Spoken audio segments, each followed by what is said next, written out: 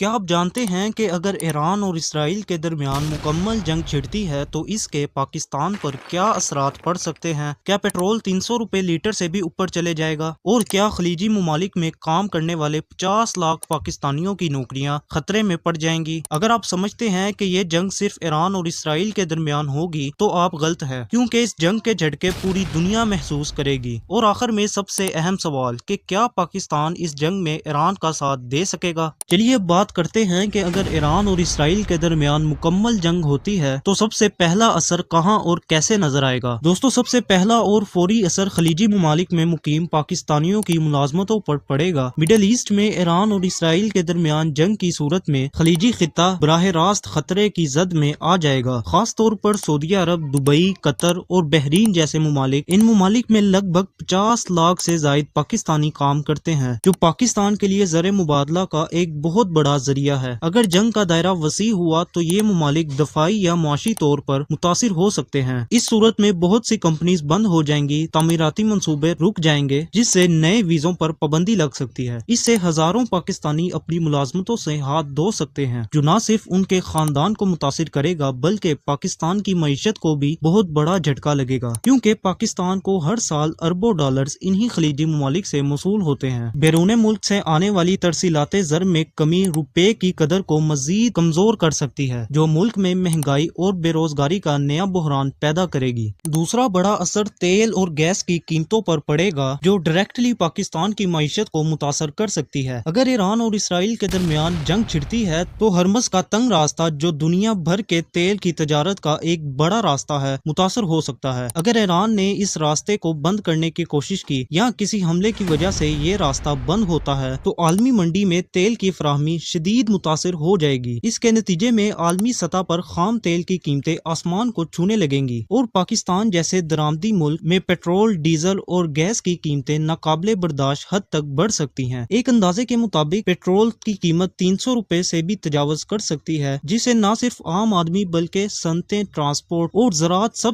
بری طرح متاثر ہوں گے۔ یہ صورتحال مہنگائی کے ایک نئے طوفان کو جنم دے سکتی ہے، جو پہلے سے مشکلات میں گھری عوام پر مزید بوجھ ڈالے گا۔ اس کے بعد اب تیسرا بڑا اثر پاکستان کی خارجہ پالیسی اور سفارتی تعلقات پر پڑ سکتا ہے۔ اگر ایران اور اسرائیل کی جنگ شدت اختیار کرتی ہے تو پاکستان کو سفارتی دباؤ کا سامنا کرنا پڑے گا، خاص طور پر سعودی عرب، ایران، امریکہ اور چین جیسے ممالک کی طرف سے۔ ایران ایک مسلم ہمسایہ ملک ہے جس کے ساتھ اچھے تعلقات ہیں اور جس نے اپنی پارلیمنٹ میں شکریہ پاکستان کے نعرے بھی لگائے تھے، تو وہیں دوسری جانب امریکہ پاکستان کا بڑا معاشی اور سیاسی شراکت دار ہے۔ ایسی صورتحال میں پاکستان کے لیے نیوٹرل رہنا بہت مشکل ہو جائے گا۔ اگر پاکستان ایران کی حمایت کرتا ہے تو اسے امریکہ اور مغربی دنیا سے تعلقات میں کشیدگی کا سامنا ہو سکتا ہے، اور ایسا ہمارے سیاستدان کبھی نہیں چاہیں گے۔ اور اگر پاکستان ان سب چیزوں سے بچنے کے لیے نیوٹرل رہتا ہے تو اسے اندرونی سطح پر عوامی دباؤ اور مذہبی حلقوں کی ناراضگی کا سامنا کرنا پڑے گا۔ ایران اور اسرائیل کی جنگ کے نتیجے میں عالمی سطح پر شیعہ سنی تقسیم ایک بار پھر نمایاں ہو سکتی ہے، جس کے اثرات پاکستان میں شدت اختیار کر سکتے ہیں۔ پاکستان میں مختلف فرقوں کے لوگ آباد ہیں، اور اگر عالمی سطح پر فرقہ وارانہ کشیدگی بڑھتی ہے تو پاکستان میں بھی فرقہ وارانہ فسادات، احتجاج